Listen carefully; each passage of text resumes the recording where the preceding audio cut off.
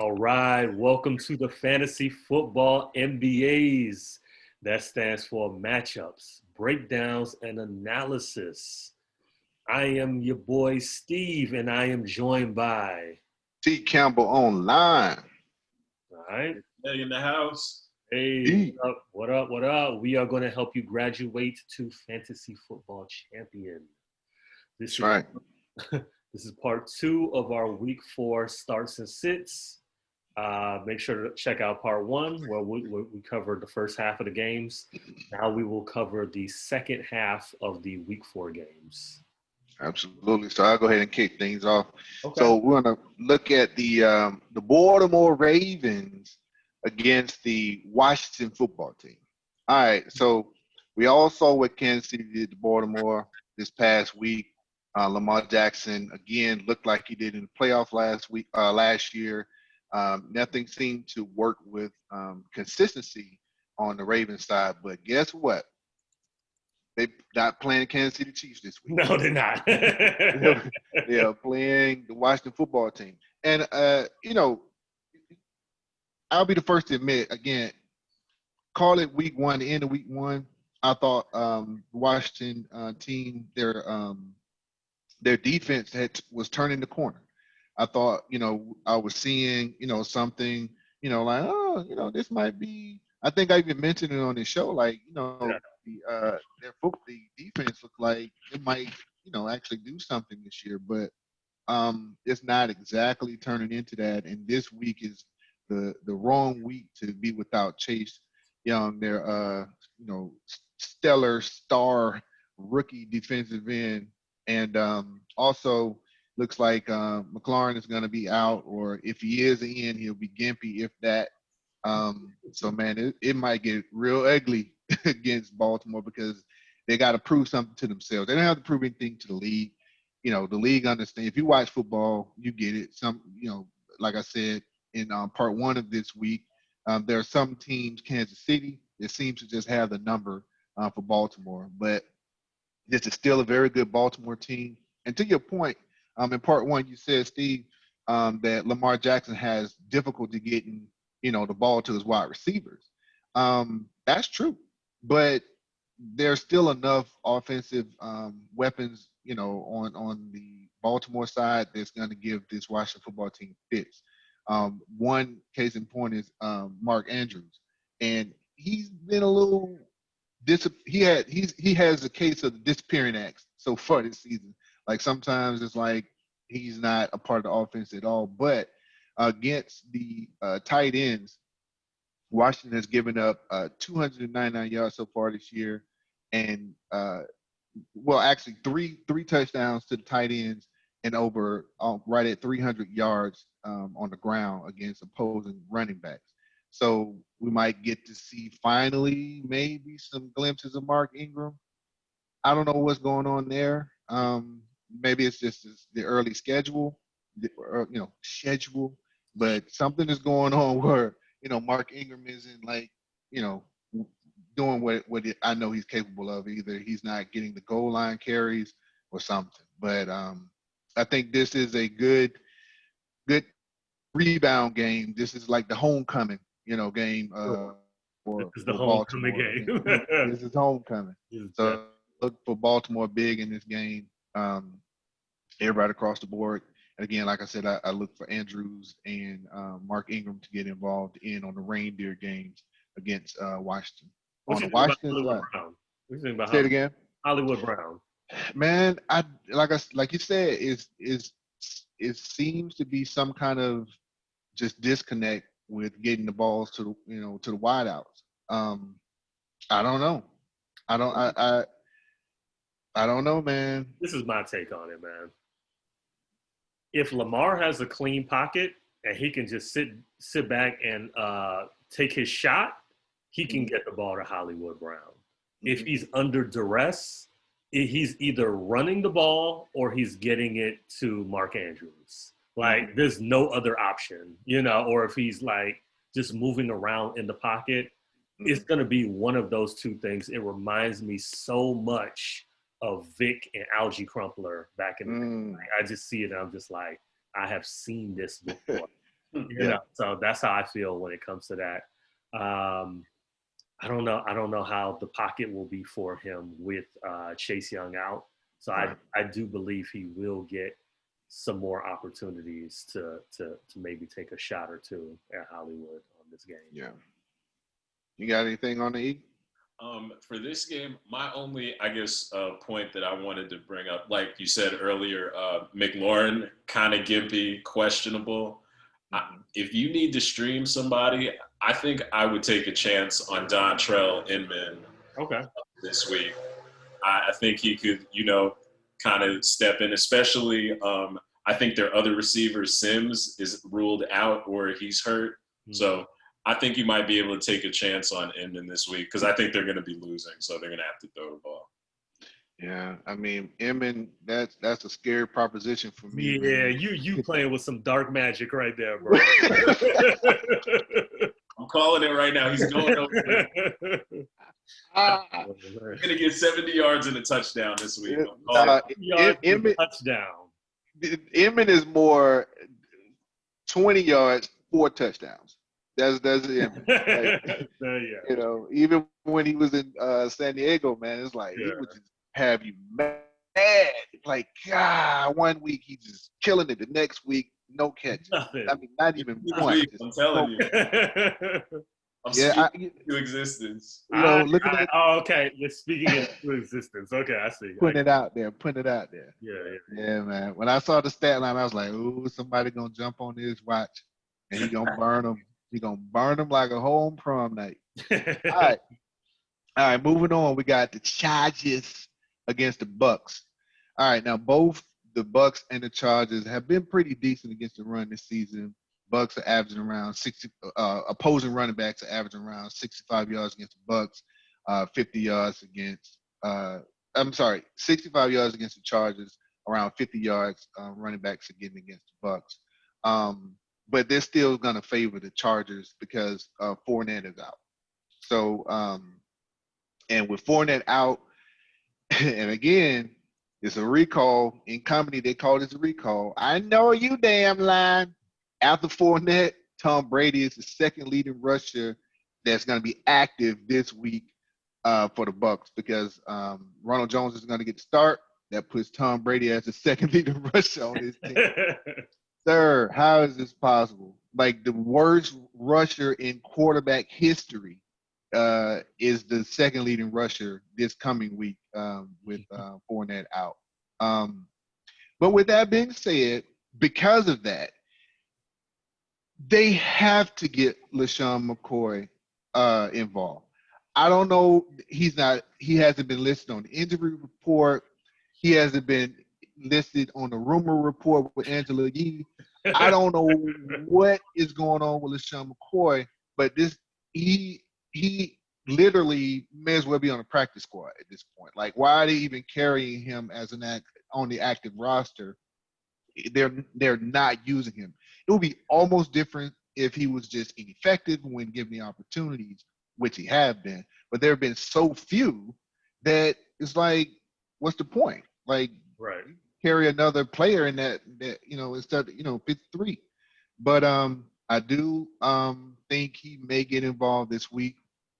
On the other side of it, I look for Herbert to throw more in this game. The Bucks are giving up over 400 yards through the air against offenses this year. Obviously, I'm looking for Keenan Allen, Hunter Henry, big Austin Eckler this week. Again, the Bucks are going to have to be over reliant on the passing game, so that gives you Mike Evans. I think we'll see O.J. Howard in this game. Obviously, big Ronald Jones moments and a smidget sprinkling of LaShawn McCoy. Finally, they have to because Ronald Jones can't. He hasn't shown where he can, give it 25 carries in the game. Right. And the offense is just not going to even get that kind of chance because they're going to be playing from behind or having to throw to offset the fact of the running game not being there this week. So. Right. Yeah, man. I tried this before. It didn't work out, but I might try this again. Okay. Scotty Miller. I'm gonna try Scotty Miller again. But I think Godwin. he's on the injury report though. He's questionable. He's questionable to play, but I think he does roll. So if he does play, I think I would actually try Scotty Miller again. Okay. Last time Godwin was out, he was one catch away from a good game. It ended up being a bad game. But I think he can put together a decent game. I would rather start Hunter Renfrow or Cole Beasley. And I'm not just saying those names because I own them. And I own them as much as that I own them. Yeah. I'd rather start those guys, but if you're desperate. Yeah. Yeah, he's he's missed some practice this week.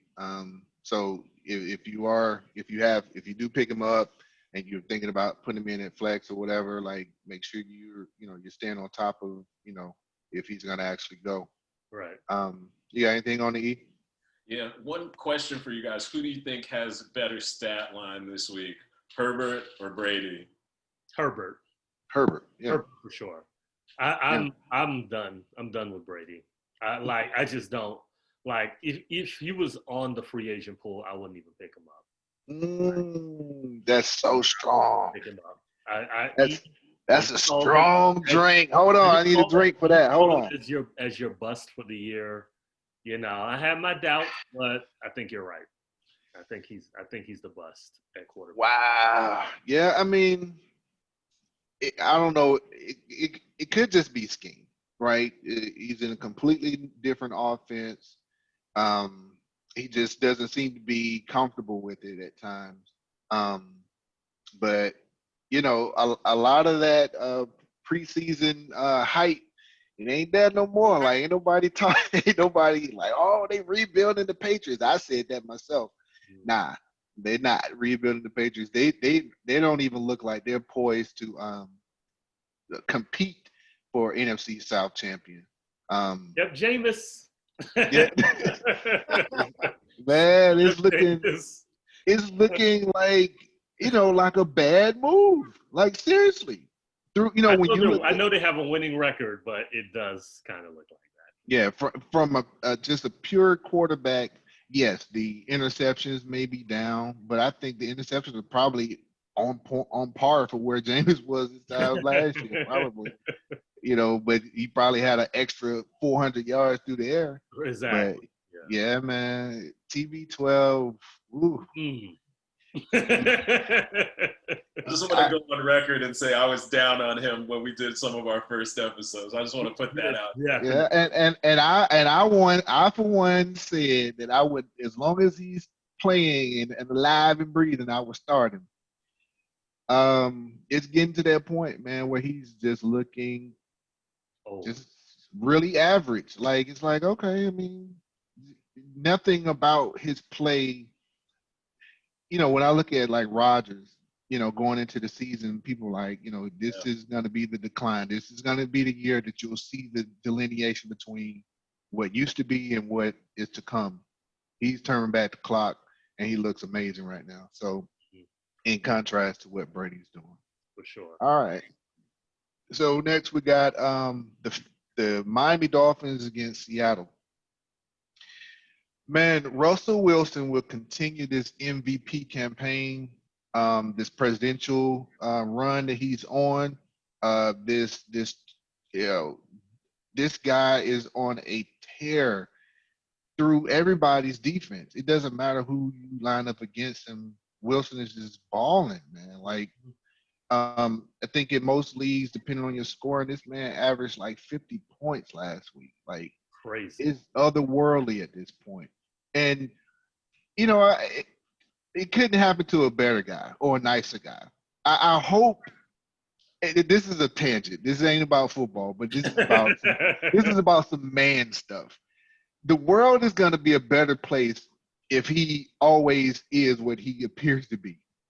I hope he never falls into some kind of, right, some kind of scandal Like You he, wanted to say Tiger Woods, didn't you? right. Like he kicking it with some barista up in Seattle. Like, she makes the best coffee. Like, oh, come on, Russ. He's such a good and rootable guy, man. And he is balling, back to football. But this high flying offense in Seattle, which is funny to say, typically Seattle, they kind of get into their next gears on the back half going into the playoffs each year. And things are kind of slow and methodical early in the season, but so far it's been lights out. He's distributing the ball all across the field. Everybody's getting in on it. It is concerning if Carson has a knee sprain, how bad it is. He's had some limited practices this week. I would just err on the side of caution, but I'm not the coach in Seattle, but I mean, they're playing Miami. They can win without him. I wouldn't risk, furthering or possibly getting an ACL tear or MCL tear. It's a sprain now. It can be something much worse, if somebody, does to him what they did to him last week, which was some low ball-ish, don't tell me it was inadvertent. Don't tell me it was, whatever. That was deliberate to me. The hit that Carson took that caused that sprain. So, but the Dolphins, man, their defense is averaging, or opposing offenses, wide receivers are averaging 13 fantasy points against the Dolphins defense, 14 points for the tight ends. So, I mean, we might even see old man Greg get in on this thing this week. Yeah, I mean, he had a showing this past week, Greg Olsen, in Seattle. So this week I'm looking for I'm gonna go ahead and stick with him. I'm looking for Greg Olsen, the Seattle defense. Interestingly enough, you know what I'm waiting for, right? What are you waiting for? I'm waiting for the other team. Your analysis. Nah, man. Nah, there's no. This is deliberate. I'm waiting for you to give Ryan Fitzpatrick his flowers. No, there are no flowers for Ryan Fitzpatrick. But flowers are reserved for people doing what I didn't think they would do. He's doing what I thought he was capable of doing. You sure about that? I could roll the tape back. He's doing what I thought he was starting right now. You know what I mean? But in Miami, still, Gesicki, Myles Gaskin, I'm going with them on the Miami side of the ball. Okay, if Parker.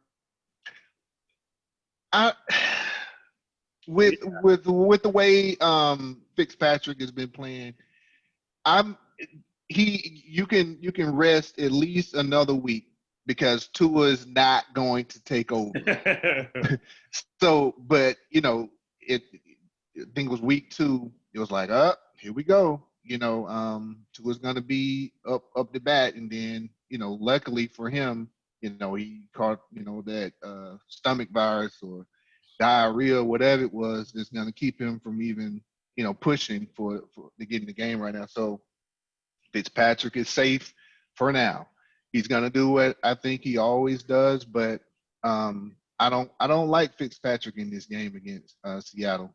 Okay. I don't. I think this will be a line for Fitzpatrick. 220, 2 touchdowns, 2 interceptions. A lot of twos. Yeah, 222 yards, 2 touchdowns, and 2 interceptions. All right. Well, sir, I will have to respectfully disagree with you. Okay. I like Ryan Fitzpatrick in this game. I'm actually going to start him in a couple of leagues. I bet you won't start him against me.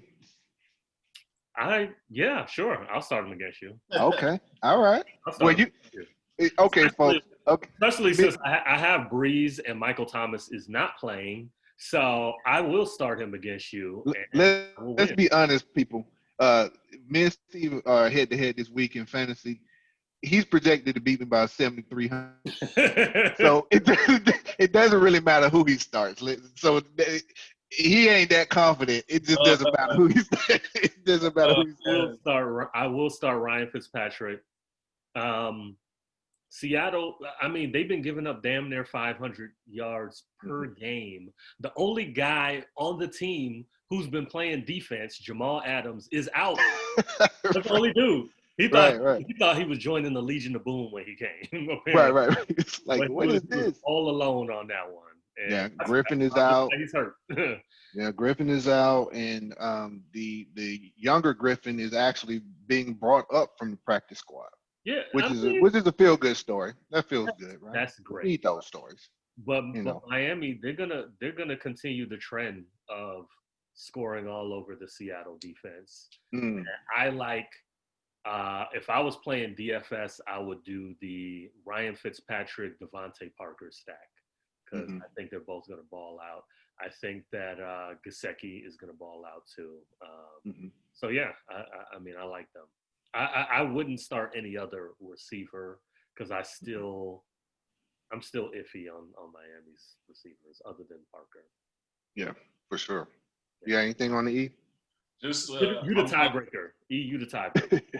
I'm not as high on Ryan Fitzpatrick as you are, but I think he'll have a decent game. It's kind of like you said, I'm just waiting for his moment where he comes back down to earth. And I don't think it's going to be this week, but I think he's going to have an average game. My favorite, I guess, fantasy option right now on the Dolphins is Gaskin. I have him on my team, and he's been solid for me. They give him the ball, they throw him passes out the backfield. So he's really the only person I can trust now because I don't know. I've had some Ryan Fitzpatrick nightmares in the past. Definitely some good days, but more bad ones lately than I can.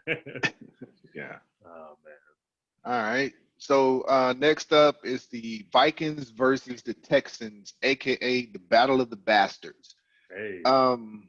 Both of these teams are defeated, and both of these teams look like completely out of sorts. Interestingly, the Texans, I'll start there.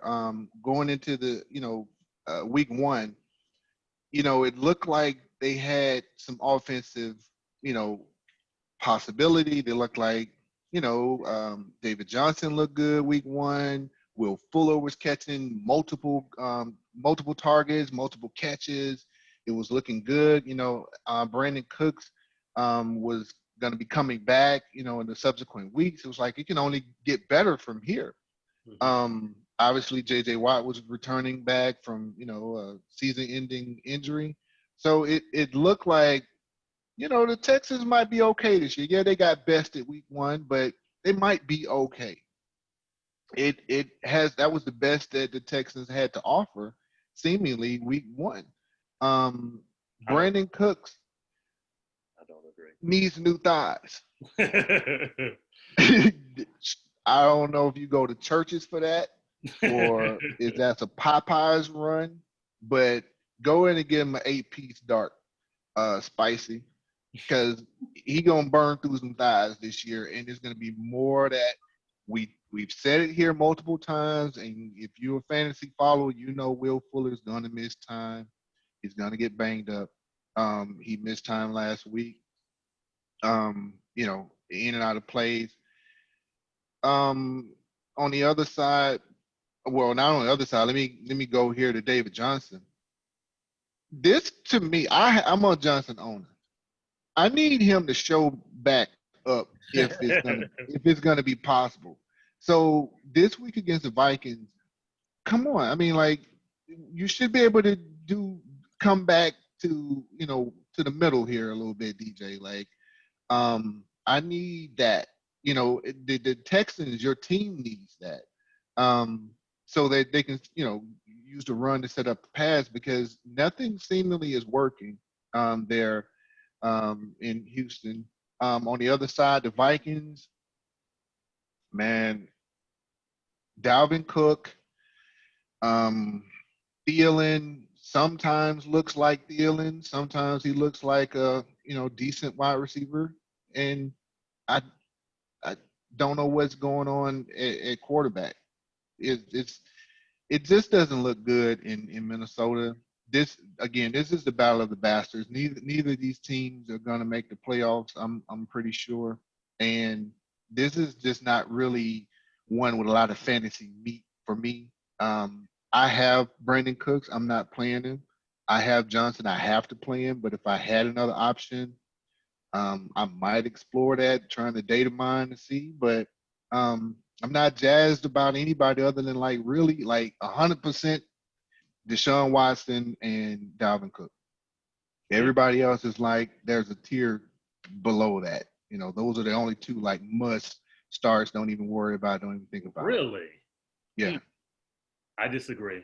I think this. I think I don't want to say this because it's getting kind of late in the game as far as getting close to the game.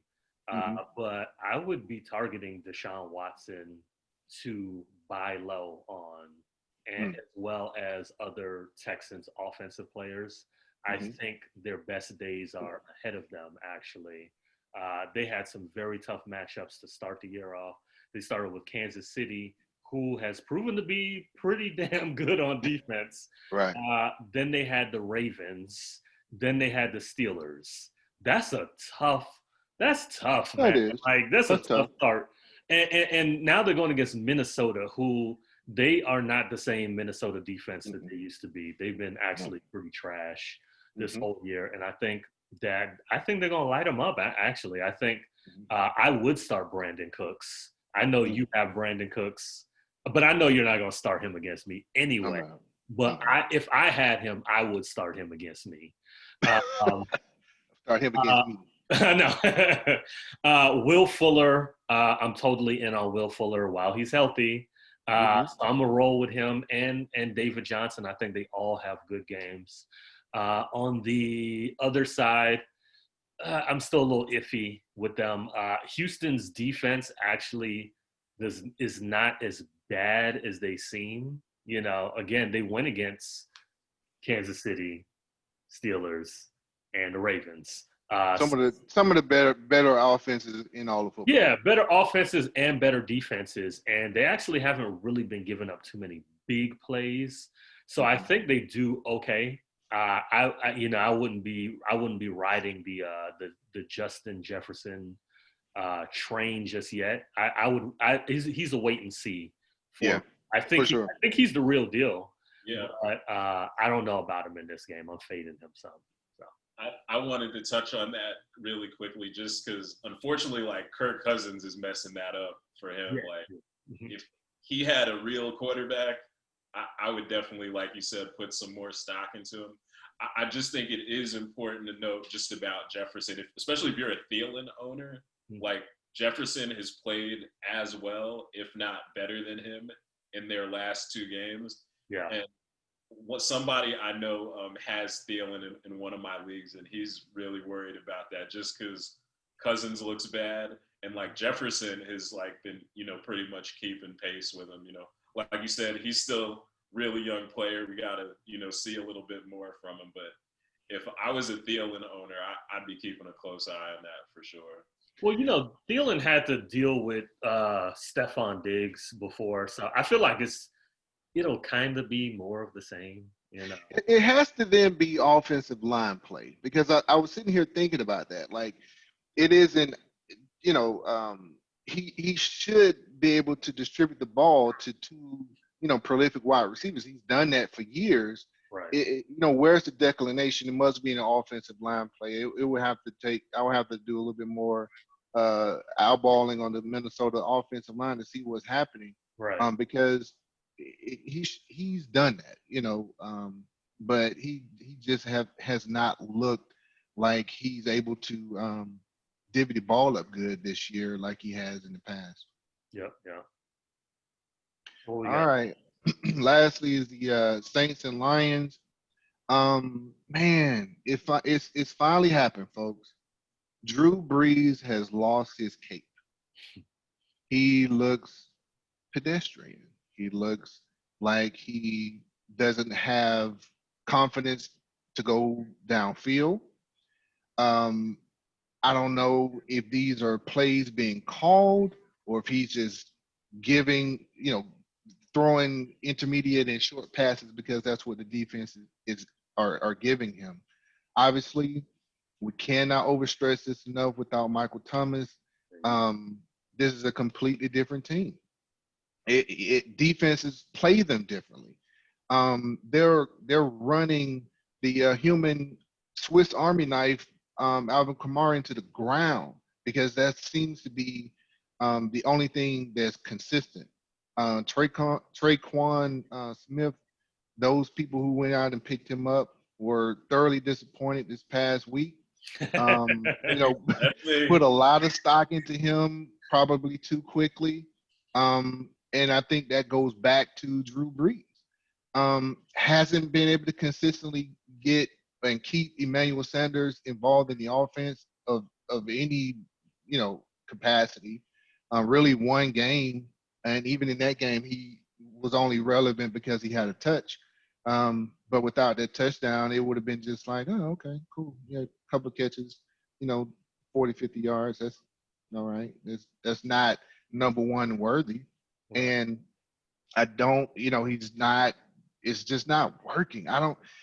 The New Orleans Saints offense not working sounds crazy to me. It sounds crazy to say that when you look at all of the playmakers they have on their roster. And Michael Thomas looked like he was coming back this week all the way up until probably yesterday or today. Even gotcha. he's like, yeah, you know what? We just gonna, yeah, it's still he ain't coming out them breaks, right? He ain't cutting tight. It's like, oh my God. With him, it's more than just his catches. It's more than just his targets. It's how defense is shaped to his side of the field. It's how defensive coordinators, put their packages in because he's on the field. Even as a decoy, it's throwing everything in New Orleans out of sorts outside of Kamara. I don't understand why Jared Cook hasn't emerged. I don't understand why Emmanuel Sanders hasn't emerged. It seemed like it should have just been next man up. And Cook is hurt now too, so he'll be out. Yeah. So it's like I don't understand why why Thomas has been out thus far. These other guys had been able to step up. On the other side with the Lions, what are you gonna do, man? Are you gonna start Marvin Jones Jr.? Do you trust him? Yeah, I trust him. I remember years ago, I was one that was like, Marvin Jones Jr., man, get that dude out of here. He only went on the ball, and I had to eat crow and a side salad. At this point, Stafford, and I guess this is his thing if he could just finish the game without he'll be fine. He can still whip it. He still sling it. Hey. But hey, now there's a difference between whipping and slinging versus whipping and slanging. I don't know if he can slang now. That ain't my answer. I ain't got no answers for that. I got no answer. But it's like at running back, they need to figure out their identity there. They're gonna just stick with Adrian Peterson, then fine, do so. Because it seems to work. He at this point in his career, his body, his age, and everything, he's a volume runner. He needs touches. So stop getting cute, rotating guys in key running moments. If you're gonna rotate somebody and do so, maybe on third down or where there are obvious pass options you'll need. But all right, man, who you got, man? just keep Adrian Peterson in the game. Who are you starting? Who are you sitting? I am definitely going with Drew Brees. All right. Matt Stafford, Adrian Peterson, Marvin Jones Jr. Okay. But not Kenny. Well, Kenny Galladay, that's obvious. Yeah, that's obvious. Yeah. All right. I agree with you there. Yeah. Nothing else for me here. Okay. I think Nah, You scared? never mind. I'm You scared. scared? I'm You scared. scared? I don't even want to talk about it. Scared? All right. Next game. Next Never. game. All right, that's all I got this week. Okay.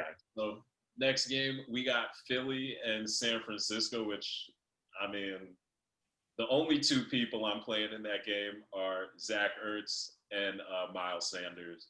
Those are the only two people I trust. Sanders, he was hurt, but I think he got cleared yesterday or today. So I'd roll with him. And I can't trust anybody on San Francisco until Raheem Mostert comes back. Yeah. That's pretty much how I feel about. Are they getting Kittle back this week? Kittle is back. Yeah. So Yeah. I'll roll with him. For Yeah. sure. If he plays, you got to play him. Yeah. You know. And I guess, Mullins didn't look bad throwing the ball. He seems to fill in kind of nicely. So I guess I would feel comfortable with that too. Yeah. Yeah. And anybody else? Debo Samuel is actually coming back, but I am going to stay away from that for now. That's a wait and see for me. That's a wait and see, especially off of that foot injury. So, yeah. I would be willing to roll with Jerick McKinnon or Jeff Wilson again. So, Anything else? Nah. Got it. So last game, we got Atlanta and Green Bay. I think this is going to be, Atlanta, are they going to win the game? Probably not, but I think they're going to put up, some yards. I like Matt Ryan, Calvin Ridley, and if he can clear concussion protocol, I think Gage will do decent in this game. You just kind of got to monitor the injury report with him. Yeah. So I like him to bounce back, especially after he didn't play that well against Chicago. But I do actually like Todd Gurley this week. Doing some research, found out Green Bay is giving up almost 5 yards a carry to opposing running backs. So I would definitely play Todd Gurley this week. I think he'll have a nice week. And then as far as Green Bay is concerned, I guess the biggest thing for me with Lazard having surgery, Devontae Adams is hurt. I mean, Rodgers has been really good this year. I think if any week, if we're going to see, if he's really, it looks like he's turned back the clock. But I need to see what he does because, with Lazard being hurt, Adams being banged up, of course they still got Jones in the backfield. I'm just interested to see who he's going to throw to or which receivers are going to step up, in their plays. Yeah, I think MVS has a good game on that. Mm-hmm. But yeah, that pretty much wraps things up for us for week 4. Make sure to check out part 1 of our week 4 starts and sits. And also make sure to like and subscribe. Follow us on Instagram and Twitter at the Fantasy Football MBAs. And until then, catch y'all next time. Peace. Peace.